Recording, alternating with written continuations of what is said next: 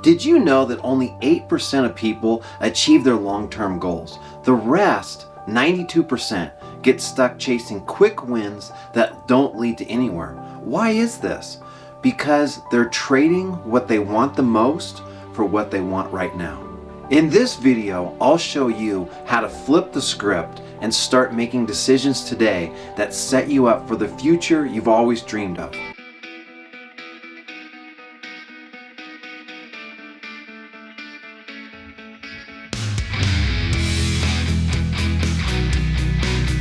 Every choice you make is either a deposit or a withdrawal from your future success. Imagine that you saved $5 a day and you invested that. At the end of the year, you'd have $1,825. If you took that and it was in an 8% annual return, in 20 years, you'd have over $83,000 by that simple small choice.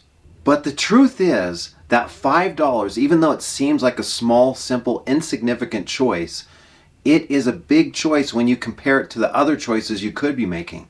You could be spending $5 a day on coffee, or $5 a day on lottery tickets, or on donuts. And one of those is going to help you and one of those isn't. So the $5 of investing is going to have a big output for you down the road. And remember, good choices create exponential growth. Poor choices create exponential decline. The question isn't whether your choices will compound, it's whether they'll work for you or against you. Will they bring you closer to your goals or farther away from them? Because momentum works in both directions, in both ways. And will you have momentum working in your favor or against you? Let's look at 3 areas where this impacts your life. The first one is relationships. Small acts of kindness and appreciation over time build connections, where neglect or criticism erode it over time.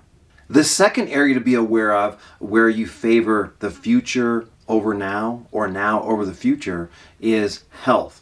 And are you eating properly with regular exercise? Because that's going to lead to better long-term health. While a poor diet and a sedentary lifestyle will lead to health problems. The third and final one here is your career. Are you on a path of continuous learning, and are you taking action that leads to more opportunities? Or are you more complacent and procrastinating, which limits your options?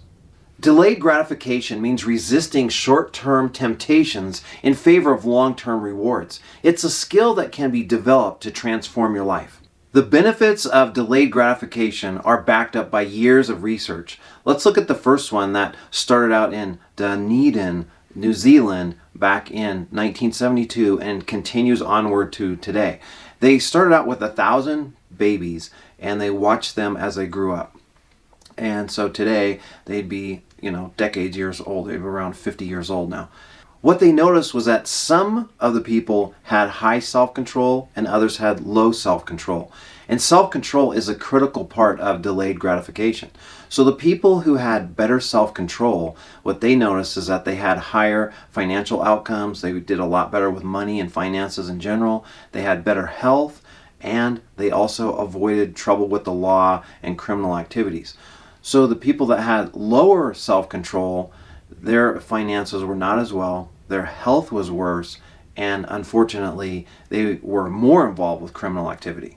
A 2020 research study explored the relationship between delayed gratification and retirement savings. And they found that people who could delay gratifications save more money for retirement, and they also experience greater financial security later in life. One of the most famous studies on delayed gratification is the 1972 Stanford marshmallow experiment. And what they did is they gave preschool kids one marshmallow that they could eat immediately, or if they could wait 15 minutes, then they could get 2 marshmallows.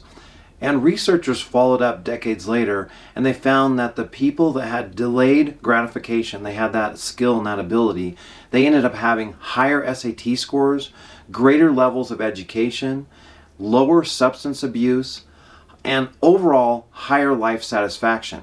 This isn't just about marshmallows, it's a mindset that reshapes industries. After World War II, in post-war Japan, a man made a bold decision.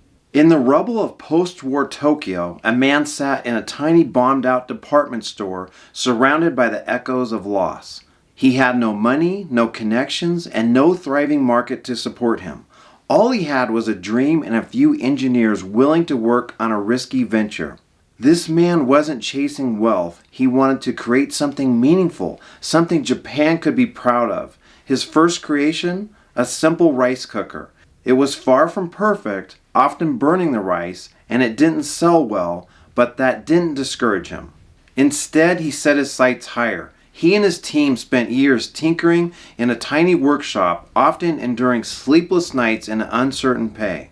They worked on inventions so bold that investors scoffed. One day, he announced an outlandish goal to make his company synonymous with quality electronics worldwide. Critics laughed. How can a small team in post-war Japan take on global giants? But he didn't quit. He sacrificed immediate profits for long-term innovation. He waited patiently, investing in his dream. And after years of trial and error, something extraordinary happened. His company created Japan's first tape recorder, followed by the world's first portable music player, and eventually a game-changing home entertainment system. The name of his company? Sony. And the man who built it from nothing? Masaru Ibuka, the father of modern consumer electronics. If he had chased immediate success, Sony might have been another failed startup. But by delaying gratification, he built the company into something that revolutionized the world. Now, how do we apply this in our lives? It starts with shifting your focus from now to the future. Why do we feel so disconnected from our future self? Well, it feels like a distant stranger to us. It doesn't feel like us. It feels like someone else. And it leads us to prioritize the immediate rewards, who we see ourselves as right now, versus this future benefits of this person that we really don't feel connected to. And when they've done neuroimaging studies, they showed that thinking about the future self activates parts of our brain that has us think about others, not ourselves. So the future self is something that we just don't even really connect to ourself as. We see it as someone else, which makes it a lot harder for us to make good decisions about the future. The future is also unclear and uncertain to us, so it's hard to see what we do today, how that's going to impact the future, compared to what we're doing now, how it's going to impact the next moment or the next day. So we have that really stacked against us. And unless we retrain ourselves, our default is going to be to put most of our weight and emphasis on what is happening now and ignore the distant future. Let's say you have the choice between eating a chocolate brownie, maybe with some ice cream, or some spinach and maybe it has some carrots with it. The immediate consequence of that in your mouth is the taste buds, right? So the chocolate and the ice cream, you're going to get an immediate sensation with that, pleasure. With the spinach and the carrots, it might be, okay, but it's not going to compare to that at all.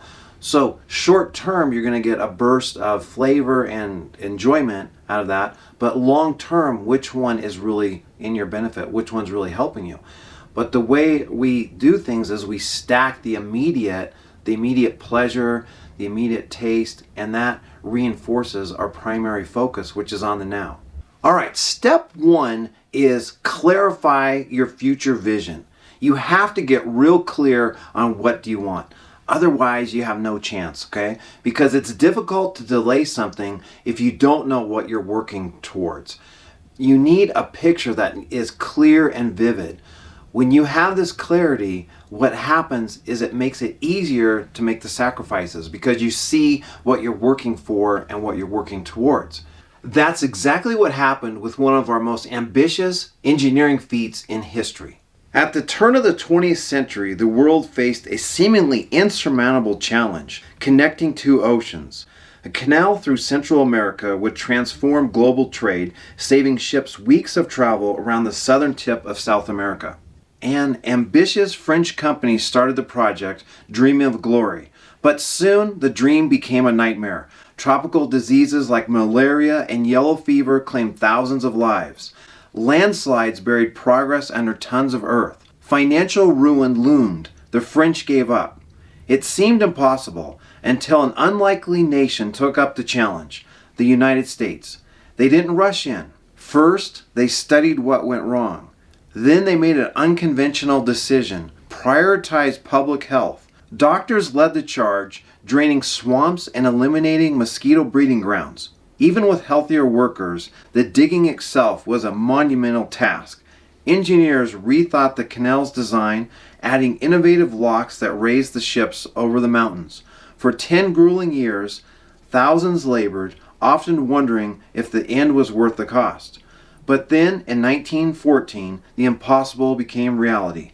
The first ship sailed through the Panama Canal, shrinking the globe and changing the world forever. Big goals take time and need lots of patience and perseverance. Delayed gratification isn't just about waiting, it's about consistent effort over time for something worth the wait. Once you have your goal and it's clear and compelling, the next step is mastering how to say no to everything that doesn't move the needle. Step 2 is build your self-control.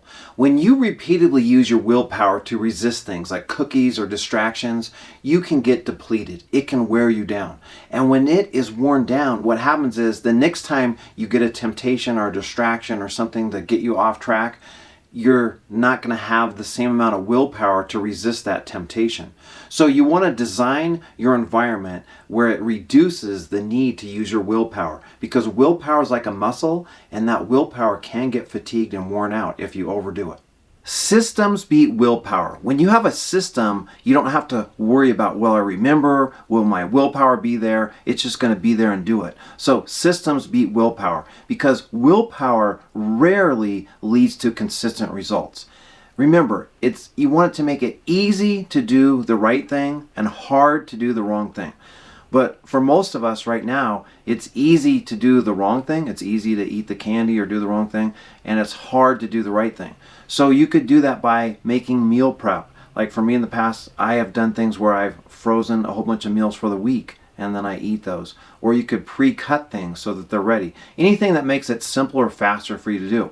In terms of money, you could have automatic transfers so that it's going right into your savings or right into an investment account. So you can do that, or you can hope you'll remember and take out the money each time. So one is a system, one is relying on willpower. And remember, you get fatigued, you forget, we're all human. If you think delayed gratification is only for personal success, it's not. It's what allowed one woman to change our understanding of the whole universe. She was an ordinary girl with an extraordinary curiosity about the stars. Growing up, she loved gazing at the night sky, wondering about the secrets it held. Her passion for astronomy wasn't exactly encouraged. Her high school science teacher suggested she focus on something more suitable for girls. But she didn't let that stop her. She wanted to earn her degree and began a quiet but determined career in astronomy. Late at night, she pored over data that others dismissed as unimportant. She noticed something strange. Galaxies didn't behave as expected. They were spinning too fast, defying the laws of gravity as we understood them. She presented her findings, hoping for recognition. Instead, her peers ridiculed her. For years, she endured skepticism, but she kept working, confident in what she was uncovering. Finally, decades later, the evidence became undeniable. Her work had uncovered one of the greatest mysteries of the universe, dark matter, the invisible force that makes up most of the cosmos. Her discovery wrote the textbooks and inspired a new era in astrophysics. Her name, Vera Rubin, and her patience illuminated the dark universe.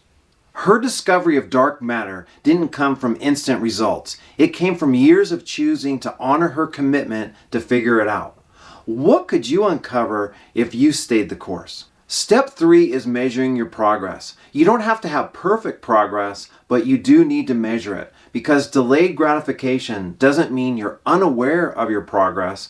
You need to celebrate your small wins and your milestones along the way. Otherwise, you're going to lose your motivation. So if you don't know where you're at, you don't know the progress you're making, you're likely going to stop.